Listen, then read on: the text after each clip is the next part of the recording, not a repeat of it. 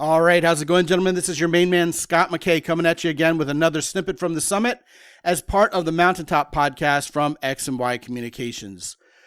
Guys, I hear a lot of you out there, when I talk to you, when you write in, telling me, man, it just feels like I don't have control over my situations with women. When I ask a woman out, she can accept me or she can reject me, and it seems like I'm an innocent bystander based on her whim.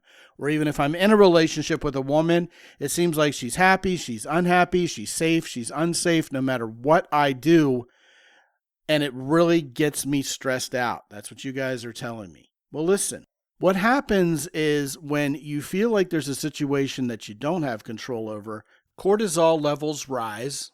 Old familiar fight or flight response kicks in and clouds your judgment. When you have high stress situations going on often in your life, or even there's a continuous state of high stress going on in your life, it keeps you from thinking out of the box and finding a way to control situations that you previously thought you didn't have control over. So let me give you a couple quick situations. All right, let's say you're asking a woman out and she says, I have a boyfriend. Well, your immediate cortisol-driven fight or flight response would be, this is a rejection. She's telling me she doesn't like me. This is out of my control.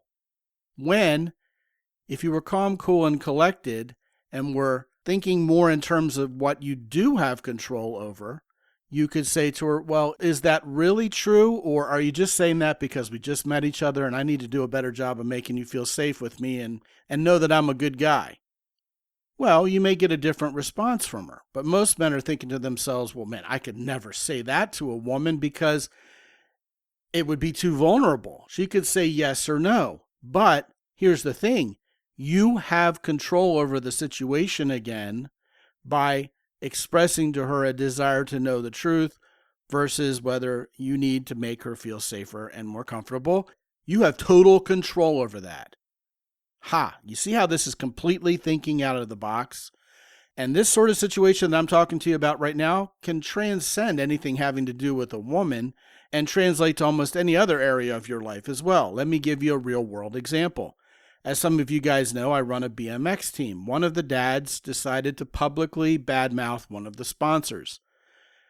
As much as I didn't like to do it, I had to kick him and his son off the team because it says in the rule book you can't say anything bad against the sponsors. And, anybody who's ever run a team that has sponsors knows that that would pretty much be the cardinal sin. You start badmouthing the sponsors, unfortunately, you can't be a member of this team anymore.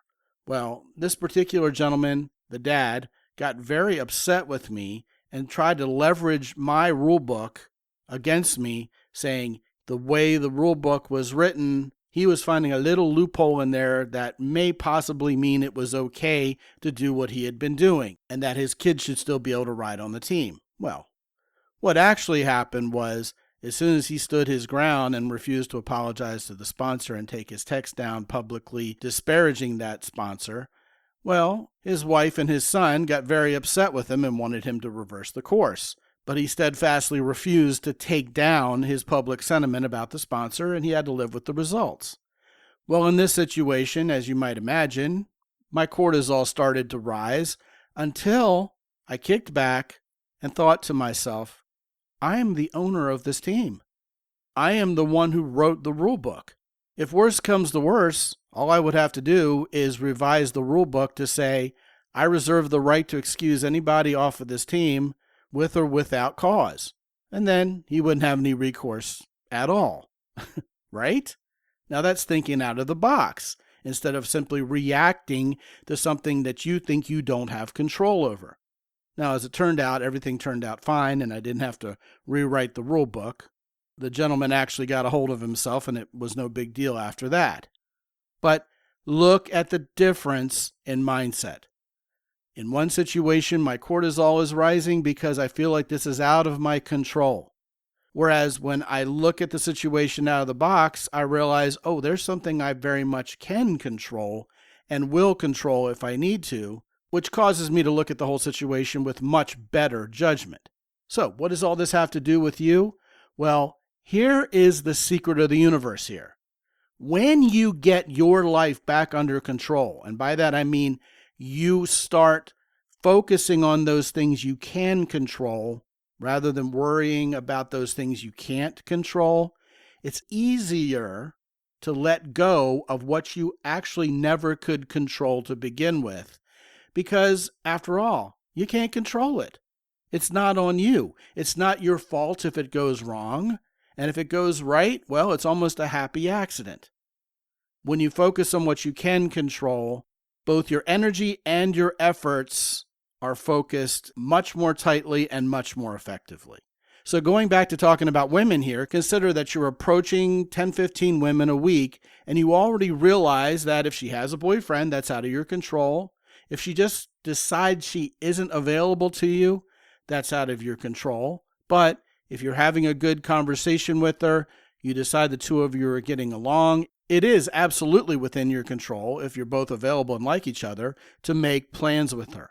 You focus on those situations where you did have control, you do what you got to do, feel good about yourself, and then it becomes much easier to let go of those 6 or 8 situations out of 10 maybe out there where the woman just wasn't a good fit for you, she wasn't available, and it just wasn't going to work out.